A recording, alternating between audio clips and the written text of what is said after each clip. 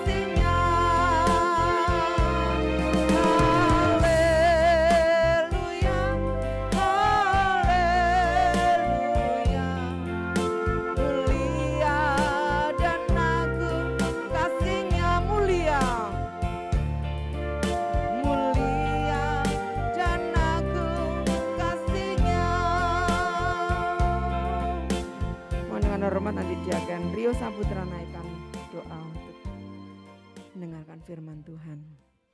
Terima kasih Tuhan atas berkat-Mu. Tuhan sudah membukakan kami di pada Google Meet ini Tuhan, untuk kami sudah memuji dan membesarkan nama-Mu. Dan di saatnya kami akan mendengarkan sabda firman-Mu Tuhan. Kau rapi hamba-Mu, Bapak Gembala yang akan menjadi sabda firman untuk kami, biarlah firman yang disampaikan dapat menguatkan setiap hati dan pikiran kami Tuhan. Terima kasih Tuhan, terima kasih. Kami akan sambut firman-Mu dalam nama Tuhan Yesus Kristus. Haleluya. Amin. Amin. Puji Tuhan. Terima kasih untuk doanya Diaken Muda Rio. Puji Tuhan. Selamat malam saudaraku yang dikasihi Tuhan semuanya. Shalom. Ya, saya senang Anda melambaikan tangan malam hari ini. Pertanda yang pertama punya tangan. Haleluya. Mengucap syukur. Dan semua memberikan respon yang baik kepada Allah, di mana hari ini kita melaksanakan ibadah hari Minggu. Puji Tuhan. Dan kita yakin bersama-sama bahwa jika Tuhan berkenan membawa kita semua memasuki esok hari baru, ya, bulan baru, bahkan bulan di mana kita sebagai bagian dari keluarga besar Indonesia mengucap syukur karena kita berada di bulan peringatan kemerdekaan. Ya, kemerdekaan negara dan bangsa kita dari semua proses sejarah masa lalu. Dan puji Tuhan, progresnya semakin nampak ya, keluargaku semua, bahwa hari-hari ini memang sebagaimana kerinduan dari para pendiri bangsa, ya, founding father dari negeri ini mendambakan suatu kebinekaan, kebersamaan dalam kepelbagian, baik dari suku, bangsa, iya kan, ras, budaya, dan yang paling sensitif selama itu ya berkait dengan agama, ya. Dan faktanya Indonesia ini diisi oleh keberbagian latar belakang yang beda-beda, tetapi kita harus yang punya visi yang sama untuk menghidupi, mensyukuri, ya, dan memajukan negara dan bangsa kita, Republik Indonesia. Puji Tuhan, sedang hangat beredar hari-hari ini, saudara-saudara, oleh beberapa rekan hamba Tuhan yang aktif di dalam sebagai YouTuber, ya, dalam keahlian bidangnya. Saya salut mencermati hal-hal yang sedang menjadi suatu isu di negeri tercinta ini. Nah, yang sedang hangat-hangatnya sekarang ini berkait dengan penerbitan buku, ya, PPKN yang diterbitkan dari tahun 2021 tahun lalu, dan kemungkinan sudah digunakan itu di dalam memasuki kurikulum belajar mengajar di tahun lalu dan akan memasuki tahun ajaran baru ini. Ya, saudara-saudara yang dikasihi Tuhan, berkait dengan bagaimana prinsip iman, teologi iman Kristen yang oleh penulis buku itu dicatatkan sebagai dasar sudut pandang atau paradigma dari agama yang dipercayai. Yang harusnya kalau Kristen, ya tentu ya dituliskannya di sana sesuai dengan iman percaya Kristen atau Katolik. Ya, ini karena satu rumpun.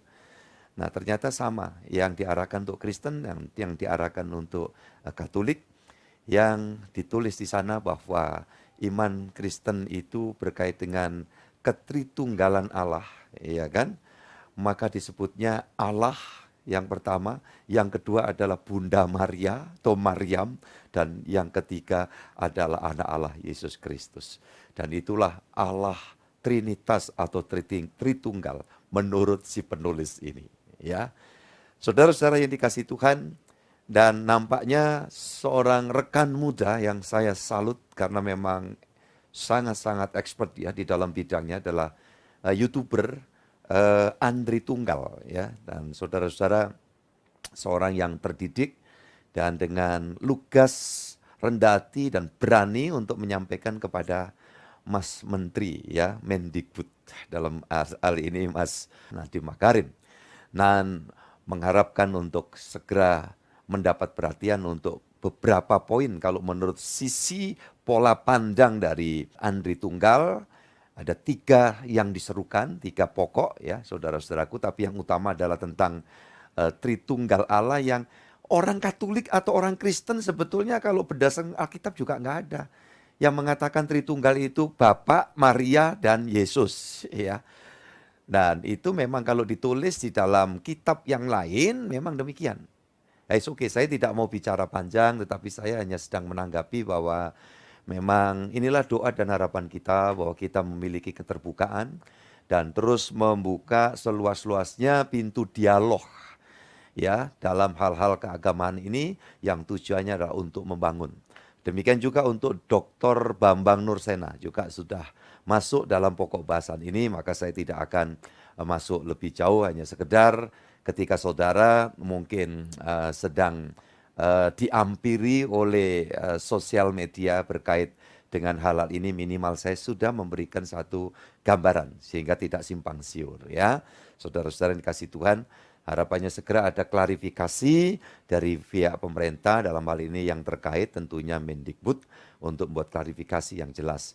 Namun kabarnya sudah dicabut, ditarik, ya, peredaran buku tersebut, dan kita bersyukur. Namun harapannya masih ada poin-poin lain dan ada klarifikasi. Ya, kita berdoa saja karena seperti istilah yang dipakai oleh Andri Tunggal bahwa kita ini enggak lebih-lebih amat, menanggapi ini juga tidak terus dengan gaya sikap yang mesti unjuk rasa dan sebagainya. Itu bukan tipe kita, gitu ya. Dan saya sangat setuju dalam hal ini. Maka harus bicara dialog secara, ya, intelek tentunya, ya, tidak boleh serampangan. Baik, puji Tuhan, saya senang sekali hari ini dapat bertemu kembali dan melayani saudara-saudara di dalam ibadah. Saya sambut ya, ada beberapa, ini anak saya Ardo dan Kesia juga yang kemarin telah melaksanakan pengukuhan masa persiapan memasuki nikah kudus dengan diawali dengan engagement atau pertunangan atau lamaran ya. Puji Tuhan, Ardo si Mare-Mare, puji Tuhan, dan anakku Kesia. Nah, di tempat yang jauh, satu di Jakarta, satu ada di Kalimantan, dan kemarin prosesi engagement dilaksanakan di Gresik, yaitu keluarga dari Bapak Darius Simare-Mare, ya, ayahanda dari anaknya Ardo, dan kemudian Bapak Ibu Didik yang adalah orang tua papa dari anak Kesia. Puji Tuhan. Tuhan memberkati, Tuhan akan menuntun kalian untuk lebih lanjut mempersiapkan ya hal-hal yang perlu dipersiapkan. Dan ini urutan yang sudah jelas di bulan September yang akan datang. Ada anak Anda dari Bapak Slamet Rarjo, yaitu anak Yose, biasa saya panggil, dan anak Lia putri dari Ibu Bapak Johan. Ya, puji Tuhan.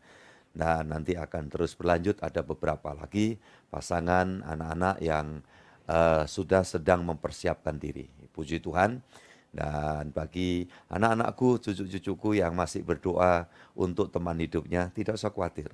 Ya, jangan pernah mau diintimidasi oleh kuasa penguasa dunia ini. Yang jelas asal kita terus menjalin satu hubungan relasi yang baik dengan Tuhan, ya, antara saudara dengan saya sebagai hamba Tuhan, dan kita sehati sepakat saya memberikan pendampingan untuk nanti banyak hal penyediaan Tuhan dilakukan buat setiap saudara-saudara semua. Di dalam doa, apapun bentuk permohonanmu, puji Tuhan. Termasuk teman hidup, ya.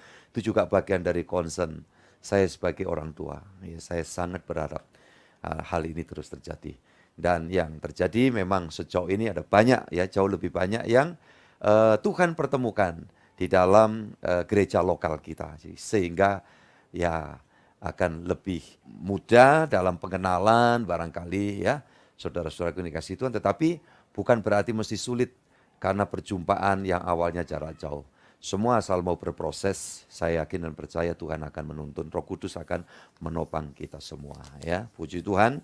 Baik, malam ini saya mengajak kita sama-sama menggeluti satu pokok penting yang tujuannya memberikan jawab kepada setiap kita anak-anak Allah.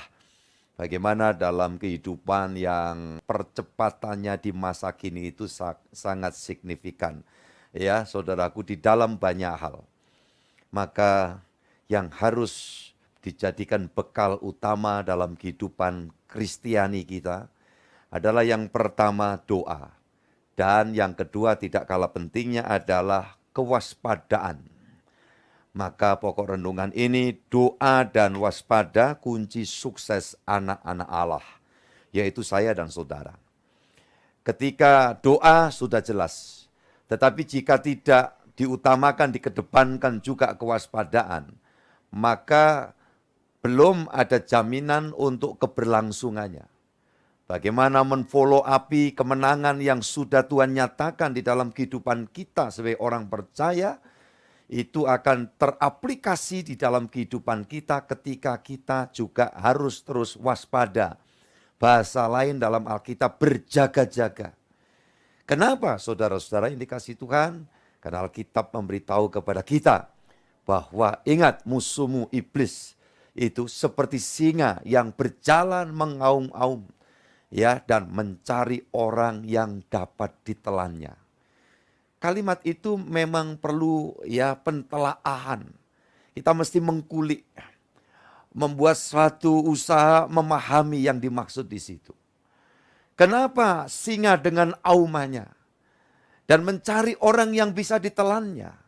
Saya ingin pastikan untuk memberikan satu stimulus positif di dalam gaya berpikir kita anak Tuhan. Ya, menurut apa yang kami yakini. Bahwa sesungguhnya saya dan saudara, asal sudah ada modal tadi, doa dan terus waspada, tidak akan pernah singa bisa menelan kita. Yang setuju, angkat jempol dan katakan amin. Ini harus, terima kasih.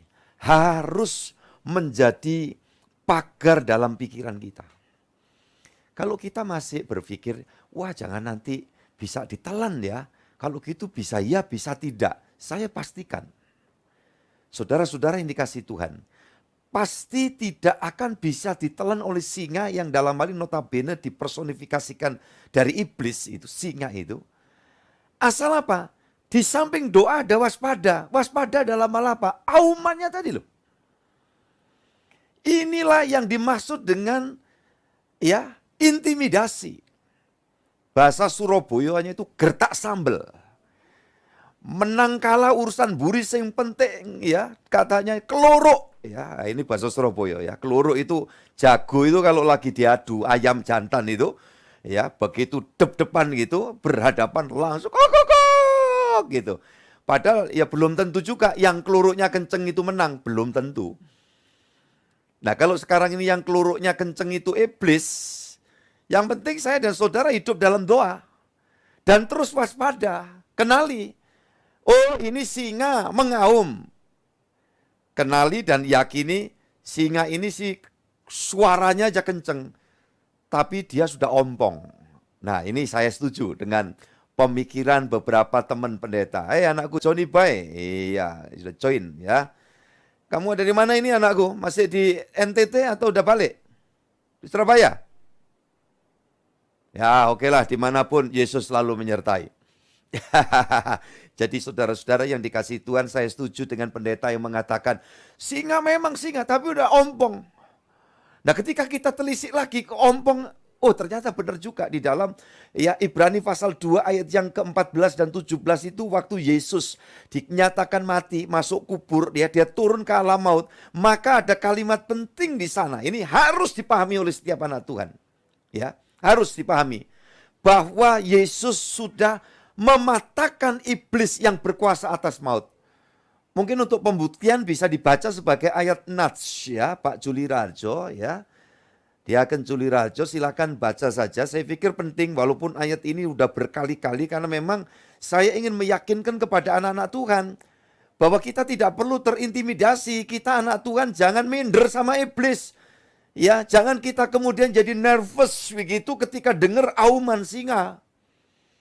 Kenapa? Ini dasarnya. Silakan Pak Juli. Karena anak-anak itu adalah anak-anak dari darah dan daging, maka ia juga menjadi sama dengan mereka dan mendapat bagian dalam keadaan mereka, supaya oleh kematiannya ia memusnahkan dia, yaitu iblis, yang berkuasa atas maut. Dikatakan di situ kata penting, dia datang ke sana itu memusnahkan ya iblis yang berkuasa atas maut. Nah, kita semua tentu tahu kalau kita kemudian tarik balik apa maut itu adalah ending dari perjalanan arwah para keturunan Adam yang berdosa. Begitu mati plung ditarik ke dalam alam maut, tidak ada satupun yang bisa kembali keluar dari sana kecuali satu pribadi nama. Sebutkan kalau kenal, bergumamlah di depan saya. Siapa nama dia? Ya, Tuhan Yesus Kristus. Dia keluar dari sana. Apa yang dikerjakan? Iblis yang berkuasa atas maut sudah dikalahkan, ditaklukkan. Dengan bahasa analogi, singa yang mengaum itu udah ompong karena gigi taringnya semua sudah dalam bahasa Surabaya dipereteli habis. Gitu loh. Makanya ini dulu yang menjadi kunci. Kita jangan terintimidasi. Kadang setan mendengungkan suaranya. Udahlah kamu dalam kesulitan kayak begini tidak akan bisa tertolong. Udahlah sakit kayak gini kamu sudah nggak usah terlalu berharap banyak. Ya untuk dilemahkan, dihilangkan pengharapannya, semangat gairahnya kemudian mau dibikin koklok ya dalam bahasa Surabaya. Nah kita jangan pernah mau. Karena itu cuma intimidasi. Ada kearifan lokal lain yang berbicara bahwa banyak orang itu ketakutan hanya ada pada bayangannya sendiri. Nah itu. Lah orang bisa mati walaupun itu tidak diuber genderuwo ataupun begu dalam bahasa Batak. Karena dia lari itu, membelakangi matahari. Tentu di depannya itu selalu ada. Kalau dia lari ke arah matahari, maka dia noleh ke belakang ada bayang-bayang. Dan dia lari terus, ujungnya adalah maut, jurang. Nah ini iblis maunya begitu, karena apa? Keluarga besarku dimanapun Anda berada ya, ini yang perlu saya sampaikan berita baiknya. Bahwa sesungguhnya iblis itu tidak bisa menggunakan 3 strategi. Dia mau mencuri, membunuh, dan membinasakan. Bagi anak Tuhan yang hidup dalam penebusan, ini tidak akan pernah bisa. Maka yang dia lakukan itu cuma nakut-nakuti aja. Dia giring buru kita ketika mungkin dihadapkan dalam suatu case tertentu. Bidang usaha kita atau karir kita kayak nampaknya terjegal. Ada kesulitan-kesulitan, lantas iblis berkata, apa yang kamu harapkan dengan itu? Udahlah, percuma. Mana kamu sudah berdoa? Bahkan kamu juga didampingi oleh gembalamu, pendetamu berdoa. Mana? Udah jangan terlalu percaya. Dan ungkapan-ungkapan inilah yang nanti kalau kita sempat baca di dalam 2 Tawarik pasal 32. Ini nanti kita akan lihat dari contoh di situ gambaran-gambarannya. Ya, mulai ayat yang ke-9 sampai ayat yang ke-13 umpamanya, ayat yang ke-11. Bagaimana Raja Asyur, musuh dari Raja Yehuda, Israel Selatan maksudnya, namanya Hizkia, yang setia kepada Tuhan. Ternyata kesetiaan kepada Tuhan bukan berarti hidupnya tanpa tantangan, tanpa rintangan, tanpa kesulitan, saudaraku. Lah ini yang harus kita tarik di dalam pemikiran iman Kristen kita.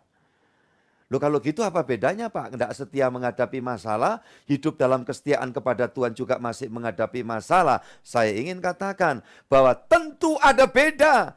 Kalau kita menghadapi masalah sebagai orang yang tidak setia, Kristen cuman Kristen-Kristenan. Kristen hanya barangkali untuk memanaskan bangku gereja ketika kita datang ibadah.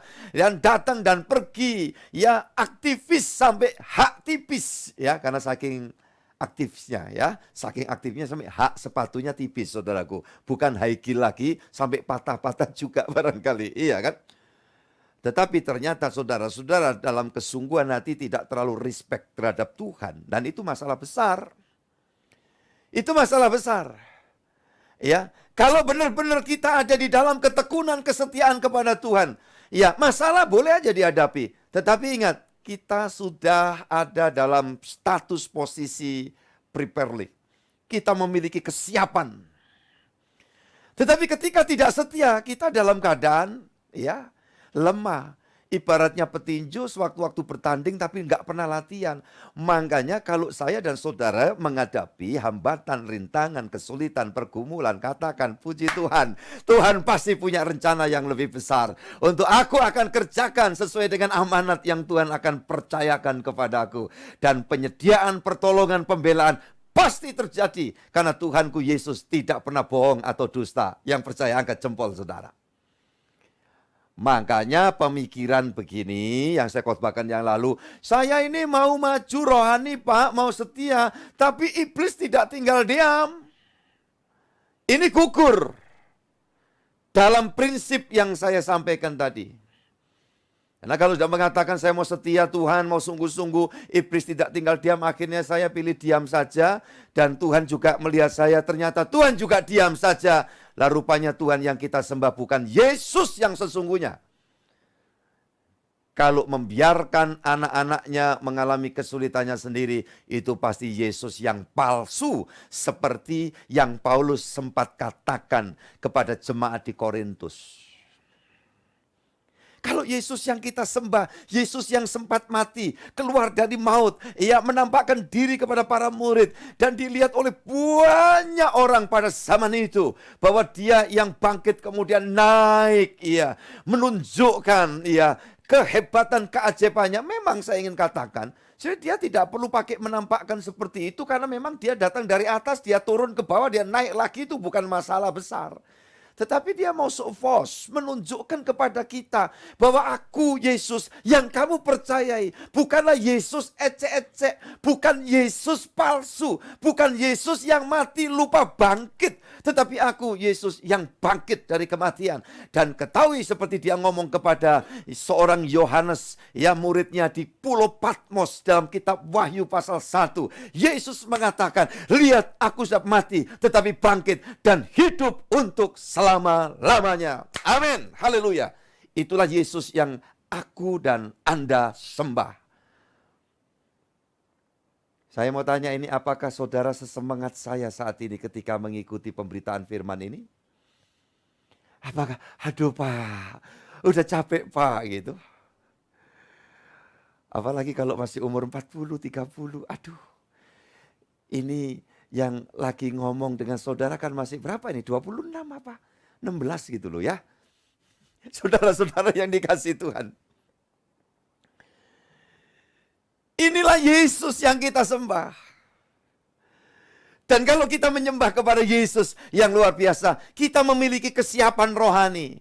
Udahlah, kalau tiap kali kita mendengar segala macam ocehan iblis yang tujuan melemahkan iman kita, membuat pengharapan kita kabur, semangat kasih kepada Tuhan, kepada sesama, kita mau jalankan, lantas iblis mengatakan, coba apa yang kamu lakukan, mana dampaknya, mana perhatian Tuhan, lantas kita kemakan dusta setan seperti ini, ya akhirnya kita tinggal diam saja kalau begitu.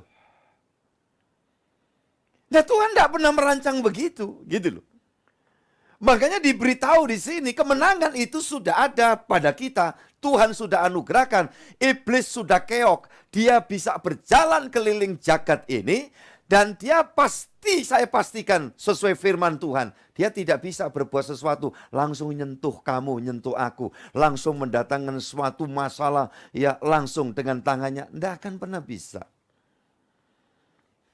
Makanya dalam peribahasa atau ungkapan bahasa Jawa, setan ora doyan, demit orang dulit. Dari setan, ya bahasa Batak begu, itu tidak akan bisa nyentuh kita. Demit tidak bisa, dulit, jiwit, tidak bisa. Lah yang dia bisa buat jebakan-jebakan. Lah inilah yang perlu kita waspada. Ya, saudaraku ini kasih Tuhan, waspada dalam hal apa? Apa saja. Salah satunya ini yang perlu kita waspada itu tentang ya ketika kita fokus di dalam kehidupan ini bukan Tuhan, bukan tuntunan rencananya, bukan ya tujuan Tuhan yang kita hidupi, tetapi ya kita betul-betul mengarah kepada sekulerisme yang menganggap bahwa yang penting ini ya bidang sekuler, hal dunia ini harus kita utamakan. Ya kita memang harus berjuang, Tuhan juga tidak ngajari kita itu malas-malasan, tidak berinovasi, bukan. Tetapi ketika kita skala prioritasnya ke sana, berarti kita sudah ketipu. Hati-hati ya pelajaran itu, orang kalau mau nangkep beruk ya, atau monyet. Saudara-saudara yang dikasih Tuhan, caranya sederhana itu kata teman saya yang ada di wilayah Palembang kalau tidak salah.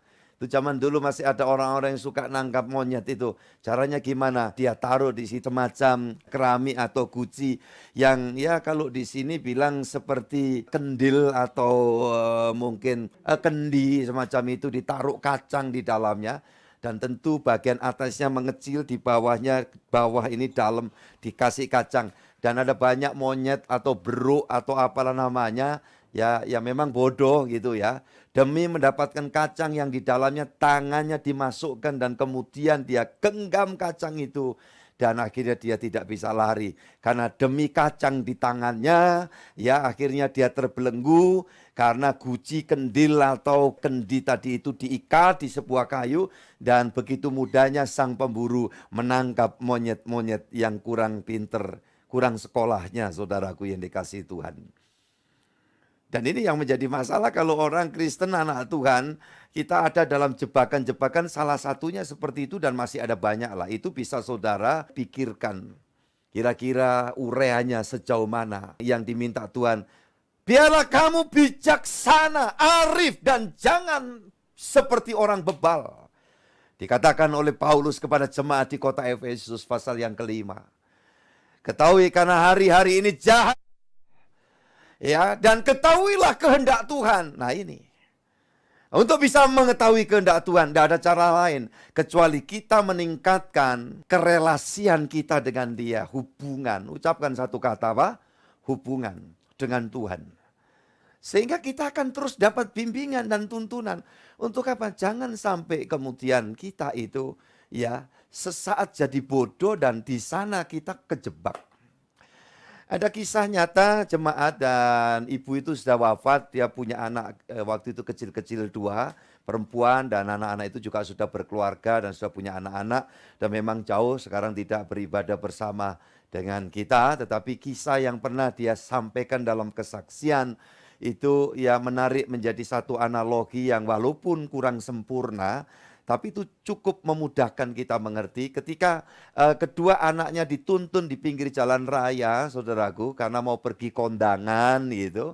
Dan salah satu anaknya itu coba meronta dan berusaha melepaskan dari genggaman tangan ibunya. Demi melihat di tengah jalan itu ada sebuah mainan yang terjatuh oleh siapa tidak jelas. Ketika terlepas dan coba meraih dan akhirnya anak salah satu ini tertabrak. Tapi puji Tuhan tertolong dan sampai kemudian juga ya berkeluarga dan anak-anak tentunya ya saudaraku. Dan itu satu pelajaran ketika dia sampaikan ini belasan tahun silam, saya masih ingat sampai hari ini. Ya, kalau mau saya sebut namanya mendiang Ibu Kosim ya, mungkin sebagian ini masih family barangkali sama Pak Suko Purwanto ini ya kan. Dan itu salah satu putrinya kecil waktu itu dituntun dan tiba-tiba dia berontak dari tangan ibunya demi tertarik ada sebuah mainan siapa yang terjatuh di tengah jalan. Dan lajur yang terjadi, anak ini tertabrak oleh kendaraan. Tapi puji Tuhan tertolong. Dan itulah satu pelajaran buat kita semua. Kita kadang-kadang kurang mengindahkan itu dan coba berusaha untuk melepaskan genggaman tangan Tuhan. Karena kita merasa ada semacam ketertahanan. Ada semacam dihambat oleh Tuhan untuk kita mau mengeksplor keinginan dan apa yang menjadi idealisme kita. Penuh kekecewaan ketika apa yang kita harapkan tidak sesuai dengan ekspektasi yang ada di dalam idealisme kita. Yang ujung-ujungnya akan membawa kepada suatu perasaan rugi. Kenapa saya tidak sampai? Yang saya harapkan sekolah di situ, yang saya harapkan kuliah di situ, tapi kenapa tidak terpenuhi? Yang saya harapkan bisa bekerja di tempat itu, yang menurut pemikiranku itu bonafit, tapi kenapa tidak terpenuhi? Dan bagi orang yang memperoleh kebijaksanaan dari Tuhan, dia akan berkata, pasti Tuhan tidak pernah salah, dan saya akan tetap tempuh ini. Walau mungkin kerinduanku untuk kuliah, ya ada hambatan mungkin diantaranya mengenai dana yang kurang mengatasi begitu. Ya, aku tidak perlu kecil hati. Kan begitu. Anak-anakku semua, cucu-cucuku. Aku tidak perlu kecil hati dan ketika bicara dengan saya akan katakan apa yang menjadi keinginan kerinduanmu untuk kuliah itu. Walaupun mungkin untuk tahun ini belum bisa terpenuhi, tidak usah kecil hati. Jangan pernah minder dalam menghadapi sebuah kenyataan yang tidak cocok dengan apa yang sedang kita pikirkan. Karena apa? Coba kita belajar lebih luas dan fleksibel mengikuti maksud kehendak Tuhan yang memang masih dalam proses kayak remang-remang kurang jelas. Jelas memang demikian karena kita manusia.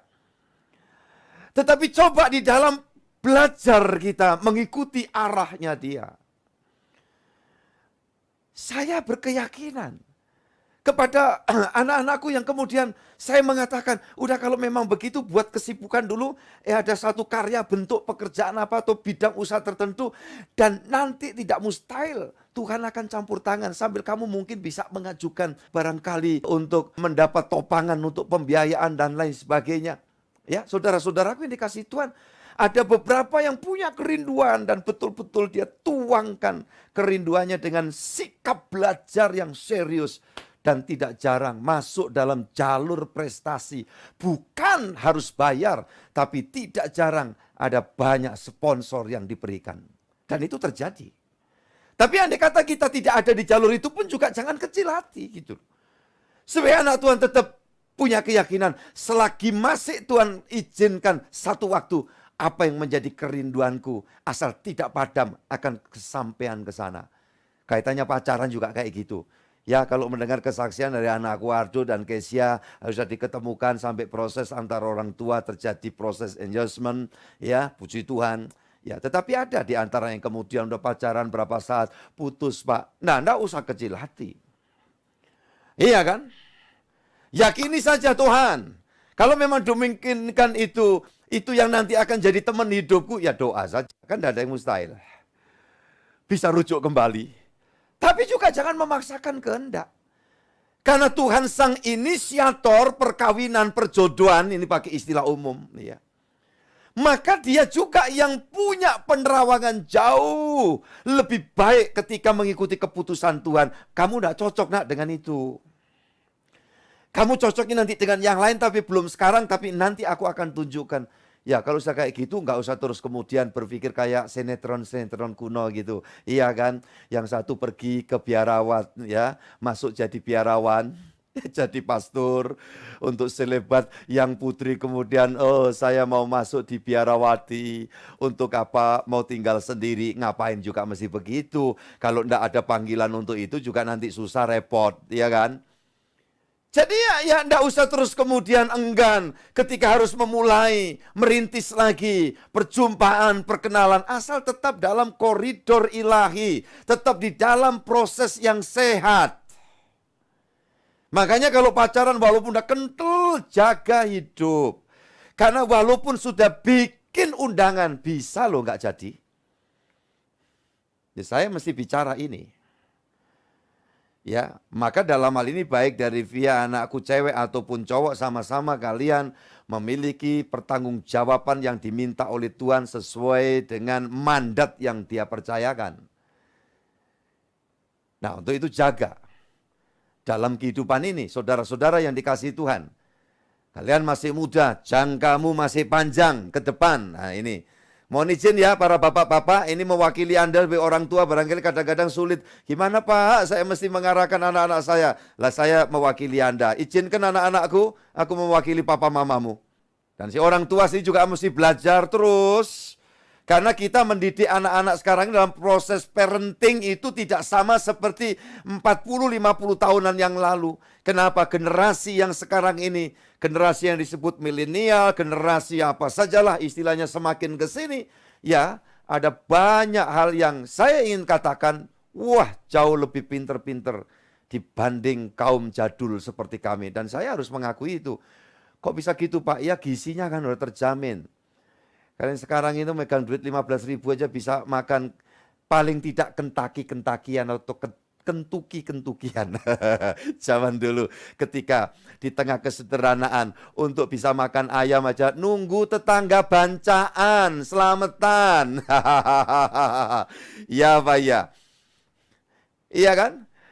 Kalau enggak motong satu ekor ayam kan sulit. Lah kalau sekarang kan enggak, kita bisa belanja ayam itu berapapun harganya kan bisa milih, disesuaikan dengan duitnya.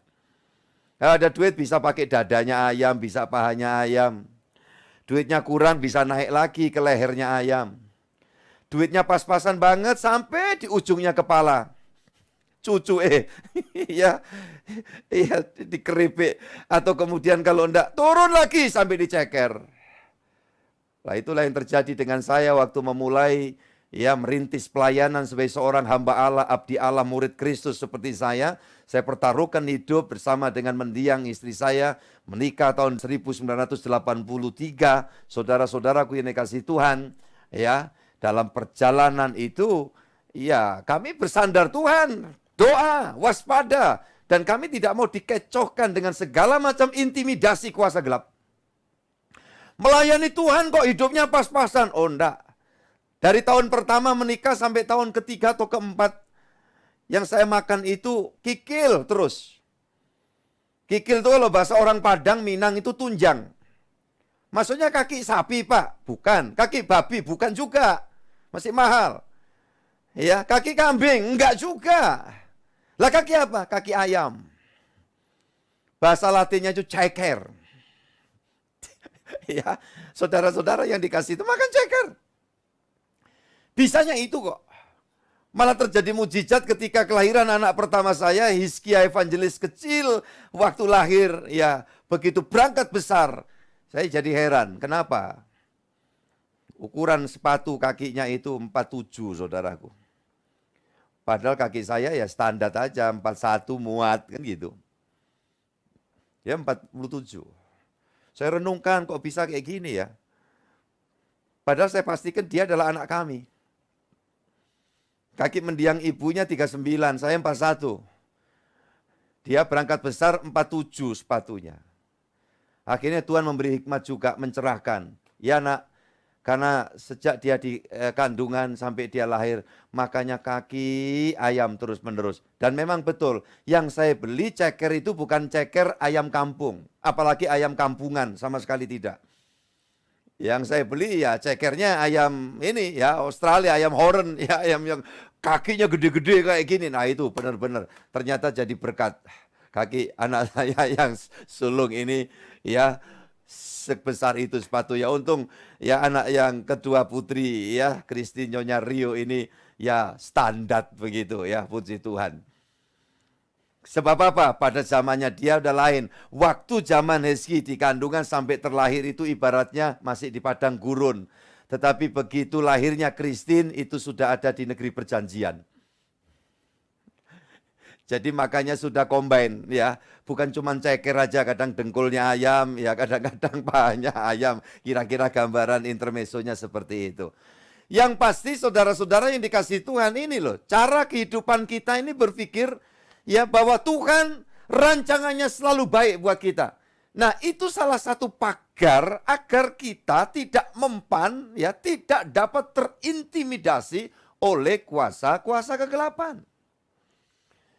Karena pikirnya si iblis yang digambarkan di dalam 2 Tawarik. Coba silakan dibaca Pak Juli Rarjo. Pasal 32, 2 Tawarik. Ayat 9 sampai 11 tadi baca saja. Saya tidak akan mengurai itu karena itu sudah saya sampaikan. Ini tadi 9 sampai 11. Sesudah itu Sanharib, Raja Asyur yang sedang mengepung Lakis dengan seluruh kekuatan tentaranya, mengutus beberapa pengawal ke Yerusalem kepada Hizkia, Raja Yehuda, dan kepada semua orang Yehuda yang ada di Yerusalem dengan pesan, beginilah titah Sanherib, Raja Asyur, apakah yang kamu harapkan, maka kamu tinggal saja di Yerusalem yang terkepung ini? Bukankah Hizkia memperdayakan kamu supaya kamu mati kelaparan dan kehausan dengan mengatakan, Tuhan Allah kita akan melepaskan kita dari tangan Raja Asyur? Ini bentuk intimidasi itu seperti itu. Coba apakah kamu tetap bertahan dengan caramu begini, tetap beriman, tetap ke gereja, sementara kamu sedang mengalami banyak hal kesulitan yang kadang-kadang kita alami loh. Saya tidak mau menyembunyikan realita hidup, karena memang dunia ini bukan Firdaus. Maka saya tidak sepakat, tidak seiring dalam pemikiran dengan beberapa teman sejawat saya, para pendeta yang mengatakan, pokoknya kita dalam Yesus tuh kita ya serba lancar, serba mulus. Saya tidak sepakat, faktanya tidak gitu kok. Nah, ada banyak orang mengalami kekecewaan. Jadi saya mengatakan ini, dunia bukan Firdaus, tetapi kalau bersama Yesus, maut pun kita bisa lewati. Yang setuju katakan amin. Jadi prinsip-prinsip positif ini, saya bukan penganut positive thinking yang tidak berkait dengan kebenaran firman. Tapi saya ingin menggali kebenaran firman itu untuk menunjukkan kepada kita untuk melihat secara jelas bahwa kehidupan ini sebuah realita. Maka hidup anak Tuhan yang sangat beriman harus realistis. Dalam tujuan melangkah. Ya, ada banyak porsinya Tuhan yang dia kerjakan. Tetapi kadang waktu Tuhan minta kontribusi kita, di dalam kita melangkahkan apa yang menjadi maksud Tuhan. Satu contoh tentu saja di sebuah kota yang spesial seperti Tuhan mengutus kami di dalam pelayanan. Bicara tentang izin membangun gereja atau IMB bukanlah suatu hal yang mudah, itu sesuatu yang langka. Apakah cukup hanya dengan doa semata? Sudah pasti bersama jemaat kita doa dengan sungguh-sungguh. Tetapi saudaraku, Tuhan tuntun kami. Ya, dalam hal ini saya harus berada di dalam keberbahagiaan. Saya mendapatkan kesempatan anugerah Tuhan. Jadi ini bukan kesombongan. Kalau bukan Tuhan menganugerahi, tidak mungkin untuk menjalin relasi dengan semua rekan-rekan tokoh-tokoh agama. Ya, dan saya kerjakan bukan dengan harapan untuk mendapat sesuatu, tidak. Tetapi Tuhan suruh mengutus kita untuk menjadi berkat. Itu yang kita kerjakan. Saya mesti safari, mengunjungi teman-teman, tokoh-tokoh agama. Apa yang bisa saya lakukan? Ketika Tuhan sudah memberikan kepercayaan, pengelolaan, ya rezeki, di samping operasional yang sudah terpenuhi, ini bisa untuk pelayanan, kasih seperti itu. Dan itu yang saya kerjakan. Dan sampai kemudian sebuah kenyataan yang luar biasa belum lama. Bahwa apa yang saya doakan, saya rindukan bersama kita semua perjuangkan. Ternyata Tuhan tidak pernah tinggal diam. Itu dari sisi saya sebagai seorang hamba Tuhan. Bagi sisi saudara, di dalam bagian kehidupan saudara yang role-nya satu dengan yang lain tidak sama. Ada di dalam tugas panggilan masing-masing di dalam tuntunan Tuhan. Saudara memiliki hak yang sama untuk meyakini apa yang menjadi rancangan Tuhan. Tetapi juga harus ada kesediaan untuk melangkahkan kaki, mengikuti apa yang menjadi maksud Tuhan. Ada perjuangan, ada kesungguhan, ada ketekunan dan kesetiaan. Itu tidak bisa dipisahkan dengan kuat kuasa anugerah Allah yang begitu besar. Lanjut, pasal 32. Saudaraku yang dikasih Tuhan, ayat yang ke-13 dan 19. Ini lanjut intimidasi itu. Tidakkah kamu ketahui apa yang aku dan nenek moyangku lakukan terhadap semua bangsa negeri-negeri lain? Apakah para ilah bangsa-bangsa segala negeri itu pernah berhasil melepaskan negeri mereka dari tanganku? 19. Mereka berbicara tentang Allah Yerusalem seperti tentang para ilah bangsa-bangsa di dunia adalah buatan tangan manusia. Jadi saudara-saudara dikasih Tuhan, makanya kekristenan itu tidak pernah padam. Walau harus menghadapi berbagai macam aniaya di dalam sejarah masa lalu ya tentunya. Era yang sekarang tentu tidak sedemikian apalagi di negeri kita tercinta. Saya percaya hal yang berbeda. Tapi dalam sejarahnya bukan hal mudah. Menjadi seorang pengikut Kristus, menjadi murid Yesus, menjadi gereja Tuhan, harus menghadapi tantangan ya yang sedemikian dahsyat. Tapi kekristenan tidak padam. Kenapa? Karena kekristenan ada bukan hasil rekayasa orang jenius semata, tetapi gereja tumbuh di muka bumi adalah hasil buah dari rancang bangun ilahi sendiri. Sang firman turun ke dalam dunia. Lah untuk itu ketika ada tantangan, tidak usah kecil hati, tidak usah minder. Apa yang harus dilakukan? Alkitab memberikan tuntunan, silakan Pak ayat di bawahnya, pasal 32 ayat yang ke-20, silakan. Ini yang harus kita bersama kerjakan, seperti Hizkia kerjakan. Tetapi oleh karena itu, Raja Hizkia dan Nabi Yesaya bin Amos berdoa dan berseru kepada surga. Saudara dan saya sepakat aja bersama tim kami para hamba Tuhan. Ya, makanya saya bersyukur ketika kita punya jalinan hubungan yang baik. Karena ini Alkitab suruh. Saudara-saudaraku yang dikasih Tuhan. Dan kami juga harus mempertanggungjawabkan penugasan sesuai dengan tugas panggilan yang Tuhan berikan. Sebagai gembala, saya sangat-sangat concern. Untuk apa? Melakukan pendampingan buat anak-anak Tuhan. Bahkan yang tersebar dimanapun melalui pelayanan online seperti ini. Saya tidak mengumbar mimbar dengan begitu mudahnya. Karena saya bisa berkata saya sebulan cukup 2 kali saya memberitakan firman. Yang lain bisa konsulen, bisa evangelis undangan, bisa pelayan-pelayan lokal. Tetapi ini urusannya memberikan makan. Maka saya harus mempertanggungjawabkan di hadapan Tuhan. Saya terkenang pada prinsip yang ditanamkan oleh mendiang ketua sinode kita, papa kita bersama pendeta Dr. Benny Santoso. Perintahnya kepada saya, Henry, kasihi jemaat. Kalau kamu tanya apa mengasihi jemaat, berikan makan mereka. Sampai mereka sehat di dalam iman rohani. Niscaya kamu sebagai hamba Tuhan akan mendapatkan kasih kemurahan Allah tertentu di antaranya lewat dari jemaat. Ya, dan itu saya rasakan. Makanya jemaat gereja lain mungkin kebanyakan berpikir, ya kok beda. Ya, bahkan ada ungkapan, wah Bapak ini pendeta yang diberkati Tuhan. Saya bilang, ya ndaklah semua ini karena anugerah Tuhan. Mungkin karena membuat penilaian ketika saya sempat diundang di dalam gerejanya selesai khotbah, kemudian saya menerima envelope sebagai PK, persembahan kasih, ucapan terima kasih di jemaat. Dan dari dulu selalu saya katakan, terima kasih, saya terima persembahan, saya berdoa Tuhan kirim memberkati jemaat di sini, hamba Tuhan di sini. Amin. Begitu saya serahkan, ini tanda kasih saya. Karena saya bisa di sini, bisa memberitakan firman. Karena firman itu diberikan secara gratis kepada saya. Dan di balik ini, jemaat anak rohani yang saya layani, semua ada di belakang saya. Dan itu yang saya kerjakan. Maka ketika saya berada di suatu tempat, di tengah persekutuan hamba Tuhan, saya harus menyampaikan firman. Saya sudah awal katakan, tidak usah mikir tentang saya harus menerima sesuatu. Kenapa? Saya sudah tercukupi oleh kuasa Tuhan dan cinta kasih anak-anak rohani seperti Anda semua. Orang yang beriman tidak uber-uber rezeki, tetapi orang yang hubungannya baik dengan hamba Tuhan dengan jemaat, dan kita dengan Tuhan, maka berkat dan rezeki uber-uber saya dan saudara. Yang yakin angkat jempol sebagai iman yang saudara katakan, aku percaya. Sampai tua. Itu saya minta semua bijaksana hidup tekun sama Tuhan. Jangan kemakan dustanya iblis, terintimidasi oleh segala macam muslihatnya setan.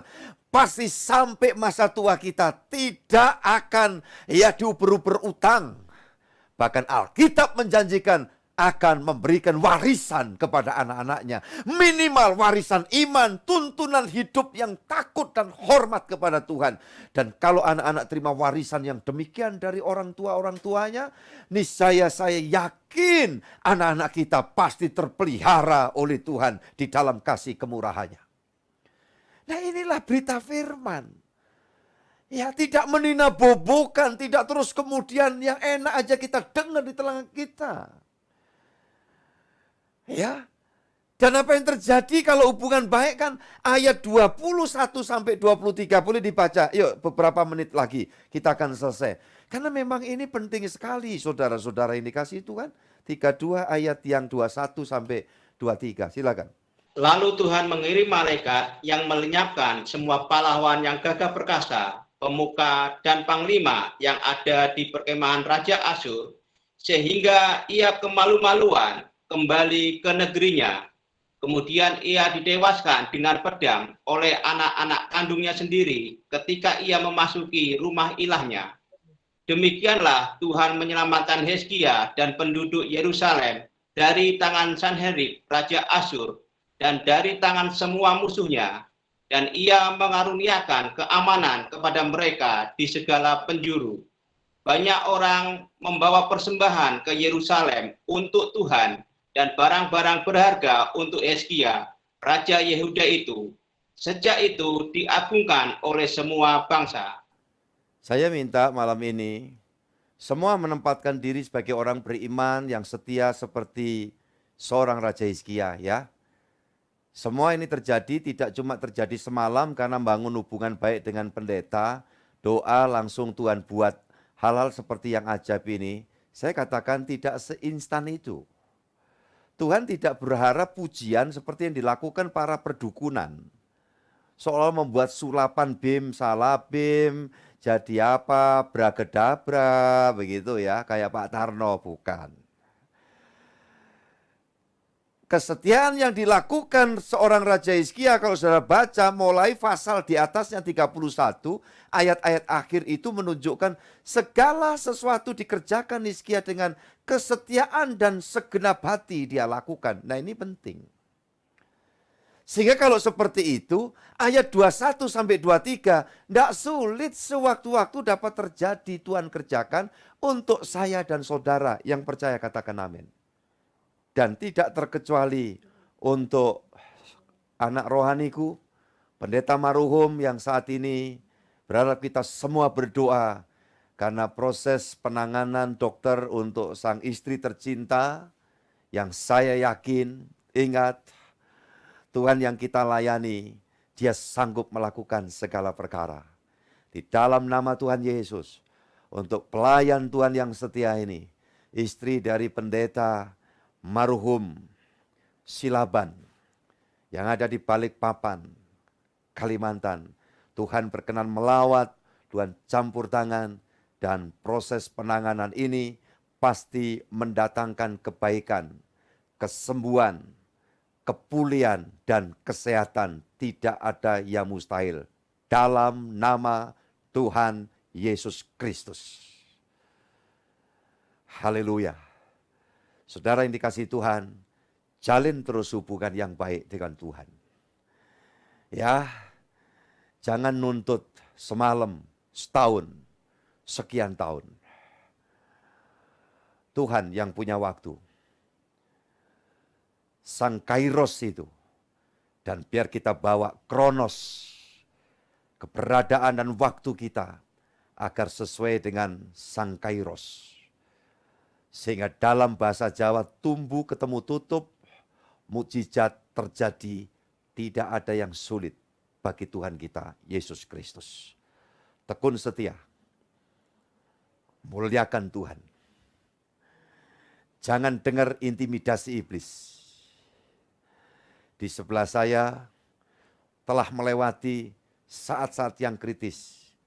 Ibu Endang Widyaretno dalam 2 bulan kurang lebih harus melalui penanganan 3 kali tindakan operasi. Dan semua proses indikasinya ada batu ginjal, sudah menjalani tindakan. Tetapi setelah selesai dihancurkan batu ginjal diambil, proses masih lagi berlanjut, ada pemeriksaan lebih dan ternyata ada gangguan sistem dari organ tubuh yang dinamakan hernia diafragma ya. Karena saya bukan dokter, sehingga lambung ini nonjol ke atas. Dan rumah sakit yang cukup baik di kota ini belum pernah menangani karena ini adalah kasus langka. Dan puji Tuhan kemudian dikontak seorang dokter yang lain dari Surabaya. Dan bukan hanya dengan keahliannya dituntun Tuhan, membawa sebuah alat yang begitu mahal tentu harganya, untuk mengatasi proses tindakan itu. Dan saya ketemu dokter langsung, dan beliau sampaikan itu.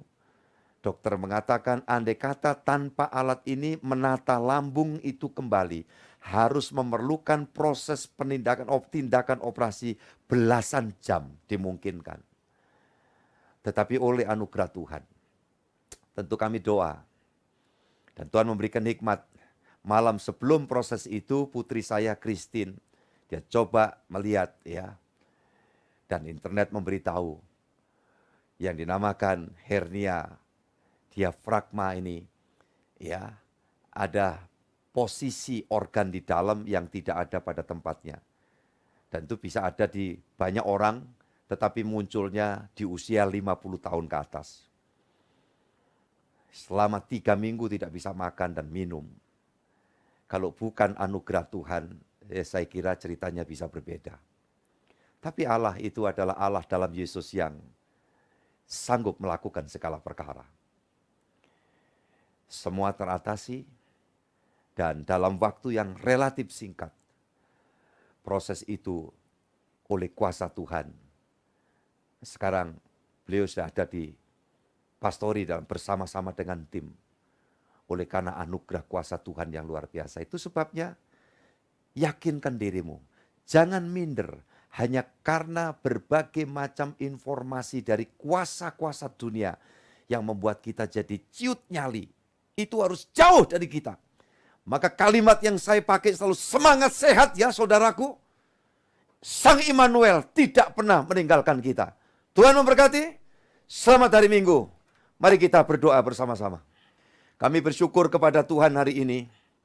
Biar lewat perenungan sabda Tuhan, Pembelajaran dari kebenaran firman Allah membuat kami semakin mengerti apa yang harus kami kerjakan sebagai hamba-hamba Allah, sebagai umat tebusan Tuhan, sebagai pelayan-pelayan Kristus dimanapun kami berada. Yang ada di Pulau Jawa, di luar Pulau Jawa, yang ada di luar negeri sekalipun. Pada hari ini Tuhan, Engkau pasti memandang dari ketinggian sorga, melihat di tempat setiap pribadi anak-anak Tuhan di balik akun yang saat ini join dalam ibadah Google Meet ini, ataupun ketika pemberitaan firman ini, ya Tuhan, ditayangkan melalui YouTube, biarlah setiap orang yang mengakses mendapat jawaban dari Tuhan, bahwa yang bersandar kepada Kristus Yesus tetap di dalam kuasa doa dan terus meningkatkan kewaspadaan, maka kemenangan dan keberhasilan dunia sampai kehidupan akhirat firdaus surgawi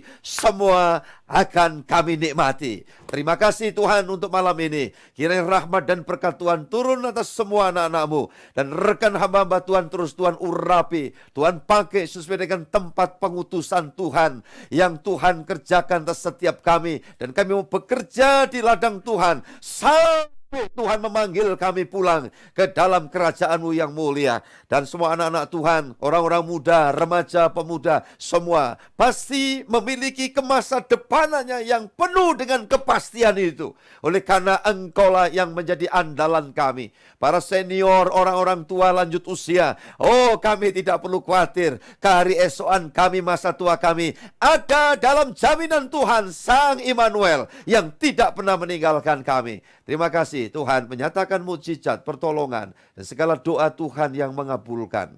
Karena orang-orang yang sungguh-sungguh menabur pasti di kemudian hari menikmati tuaian panenan selalu tepat pada waktunya, seperti yang Raja Hizkia lakukan. Terima kasih Tuhan buat hari ini, rahmat berkat-Mu melingkupi kami semua, dan syafaat kami bahkan untuk negara kami Indonesia. Diberkatilah negara dan bangsa kami, dan semua ada dalam rahmat kemurahan-Mu. Apa saja menjadi doa dan harapan dari bangsa ini, kiranya Tuhan berkenan mendengarkannya. Terima kasih ya Allah, setiap ibadah, persembahan yang anak-anak-Mu lakukan di hadapan-Mu, Engkau yang mengingatnya sampai kepada kekekalan sorgawi. Dan segala puji, hormat, kemuliaan bagi-Mu sekarang sampai selamanya ya Allah. Dan berkat-Mu turun atas kami sekarang sampai Maranatha. Tuhan datang yang kedua kali menjemput dan mengantar kami pulang ke sorga yang mulia. Atas nama Bapa, Putra, dan Roh Kudus. Dalam Tuhan Yesus Kristus. Bapa, terima kasih.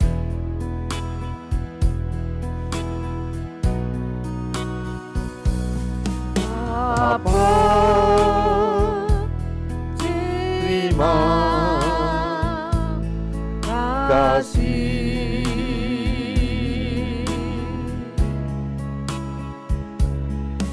Bapa, terima kasih.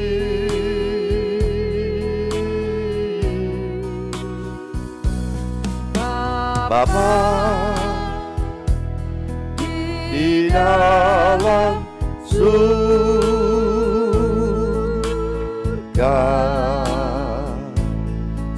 syukur terima kasih.